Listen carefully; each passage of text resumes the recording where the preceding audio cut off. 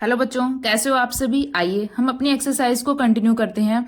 Exercise 11.1 question number 6।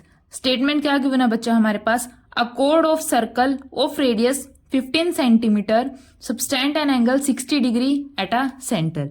ये हमारे पास कोई भी सर्कल है, इसके ऊपर जो सेंटर के ऊपर जो कोड है वो एंगल बना रही है, वो हमारे पास क्या है 60 डिग्री। और रेडियस हमारे पास क्या गिवन है 15 सेंटीमीटर। इस सर्कल का रेडियस हमारे पास क्या गिवन है 50 सेंटीमीटर। ये हमारे पास क्या हो जाएगी कोड।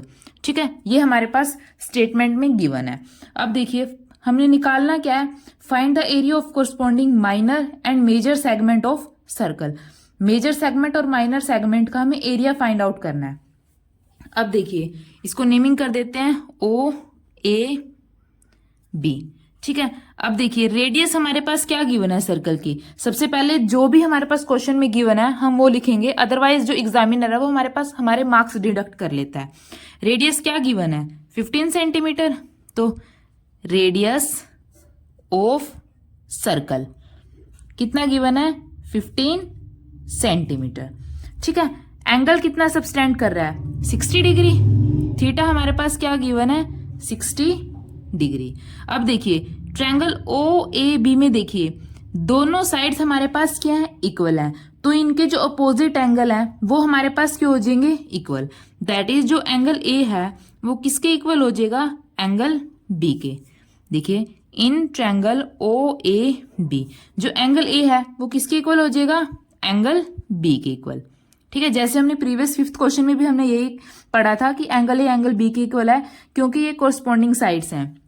अब देखिए ट्रायंगल के तीनों एंगल का सम हमारे पास क्या होता है 180 डिग्री। देखिए sum of all angles of triangle कितना होता है हमारे पास 180 डिग्री। तो angle O plus angle A plus angle B किसके इक्वल है 180 डिग्री। ठीक है, एंगल ओ की वैल्यू हमारे पास क्या गिवन है 60 degree. 60 degree plus angle A plus B की जगह भी हम क्या लिख सकते हैं angle A. Angle A is equal to 180 degree. 60 उस तरफ जाके minus A plus A 2 angle A is equal to 180 degree minus 60। 180 में से 60 को माइनस करेंगे तो हमारे पास क्या हो जाएगा 120 डिग्री। तो एंगल ए की वैल्यू हमारे पास क्या हो जाएगी 60 डिग्री। अगर एंगल ए हमारे पास 60 है तो एंगल बी भी हमारे पास क्या हो जाएगा 60। अब तीनों एंगल 60 डिग्री के हैं, तीनों एंगल हमारे पास इक्वल है। दैट मीन्स इससे हमारे पास हमें क्या पता चलता है कि ये जो ट्रायंगल है वो हमारे पास क्या है इक्विलेटरल ट्रायंगल है। क्योंकि जो इक्विलेटरल ट्रायंगल होती है उसके अंदर जो तीनों एंगल होते हैं वो 60 डिग्री के होते हैं। ठीक है, अब देखिए सबसे पहले हमें क्या निकालना है area of minor segment. Area of minor segment.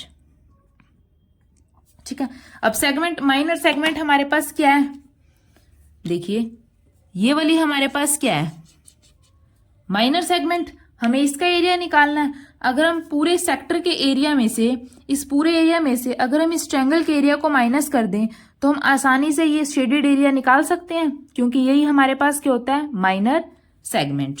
तो कैसे निकालेंगे minor segment, area of sector, इस पूरे सेक्टर का area, area of sector minus area of triangle O A B.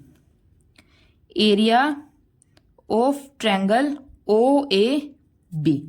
ठीक है, सेक्टर का एरिया हमारे पास क्या होता है थीटा अपॉन 360 डिग्री इंटू में पाई r square.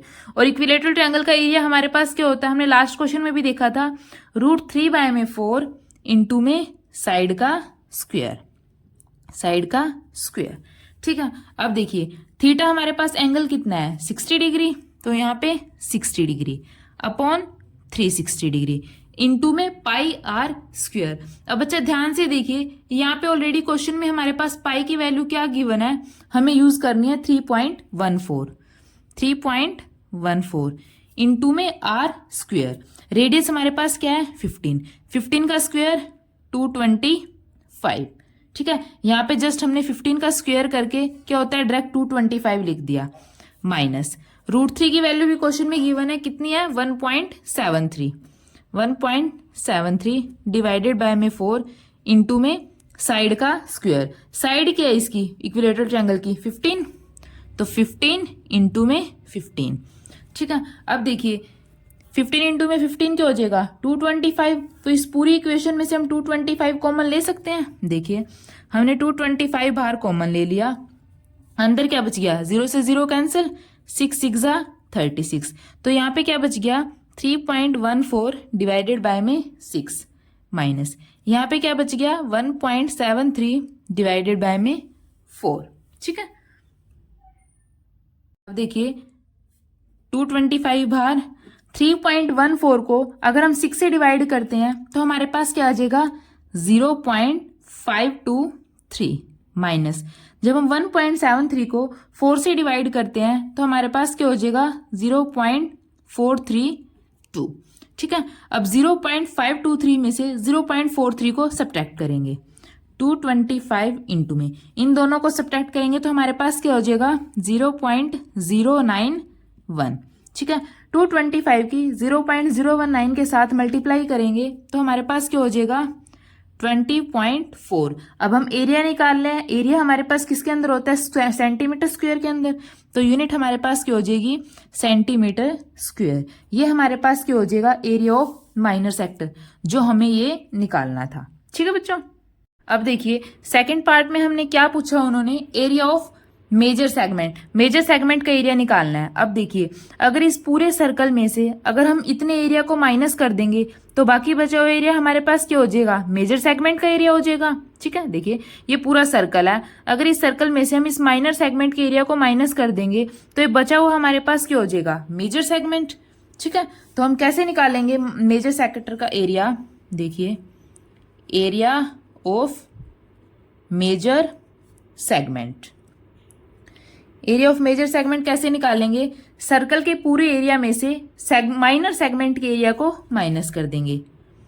Area of circle, circle के पूरे एरिया में से किसको माइनस कर देंगे एरिया ऑफ माइनर सेगमेंट।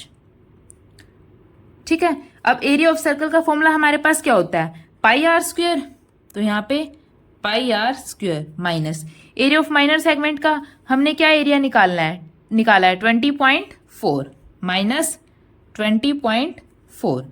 पाई की वैल्यू हमें क्या यूज करनी है क्वेश्चन में 3.14 इंटू में आर स्क्वायर, रेडियस हमारे पास क्या है 15 इंटू में 15 225 माइनस 20.4। अब 3.14 की 225 के साथ मल्टीप्लाई करेंगे तो हमारे पास क्या हो जाएगा 706.5 माइनस 20.4। अब हम 706.5 में से 20.4 को सब्ट्रैक्ट करेंगे तो हमारे पास क्या हो जाएगा 686.07 और यूनिट हमारे पास क्या हो जाएगी सेंटीमीटर स्क्वायर। यही हमने निकालना था। बच्चा अगर आपको कुछ भी डाउट हो ना तो प्लीज कमेंट सेक्शन में बताइए। अगर वीडियो अच्छी लगे तो इसको लाइक कीजिए और निहान क्लासेस को सब्सक्राइब कीजिए। Thank you.